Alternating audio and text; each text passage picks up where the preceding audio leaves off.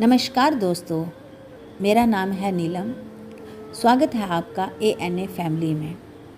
चलिए आइए स्टार्ट करते हैं कहानी। किसी की कहानी मेरी जुबानी। ये तब की बात है जब मैं B.Ed कर रही थी।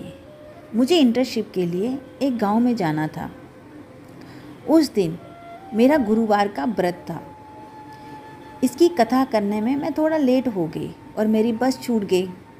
फिर कुछ ऐसा हुआ, एक के बाद एक गलत चीज़ होती गई। मैं रोड में गई बस पकड़ने, भागी तो मेरा जूता टूट गया। बस निकल गई। मैं थोड़ा पैदल चली तो बारिश शुरू हो गई। बैग खोला तो देखा जल्दी जल्दी के चक्कर में मोबाइल चार्ज में ही लगा हुआ छोड़ आई। फिर एक तेज़ गाड़ी आई और पानी उछलकर चली गई। मैं ज़ोर से बोली, बस यही बाकी रह गया था। उस वक्त मैं क्या महसूस कर रही थी मैं शब्दों में नहीं बता सकती। बस आसपास लोग थे, वरना मैं चिल्ला चिल्ला कर रोना शुरू कर देती। मैं जैसे तैसे उस गांव में पहुंची। मेरी B.Ed की साड़ी देखकर दो महिला आपस में खुसफुस कर रही थी, पर मेरे हाव भाव वो बांध गई। बोली, मैडम हो, हमारे गांव को बच्चों को पढ़ाने आई हो? मैंने कहा हाँ। उन्होंने उस विद्यालय का नाम बताया जहां मुझे जाना था। उन्होंने मेरे कपड़े पानी से धुलवाए जो गाड़ी वाले के कीचड़ से उछलने से गंदे हो रखे थे।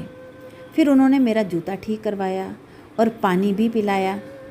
मैं जाते हुए उन्हें पैसे देने लगी तो उन्होंने मना कर दिया। बोले, तुम मेहमान हो, मेहमानों से पैसे नहीं लेते हैं।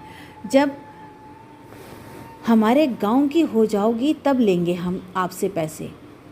ये शब्द सुनकर मेरी आंखों में खुशी और आंसू से भर गई। ये शब्द महक सने या लोक व्यवहार नहीं है। ये शब्द समाजशास्त्र और मानसशास्त्र को सुधारने की कला का उदाहरण भी नहीं है। ये शब्द भारत का प्राणी है, भारत की आत्मा है।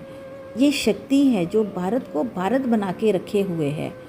सुबह जब कॉलोनी में झाड़ू देती, कचरा उठाती, काकी मेरे घर का नाम से पुकार कर बुलाती है और किसी दिन उनको मैं नहीं दिखती तो प्यार से डांट भी देती है।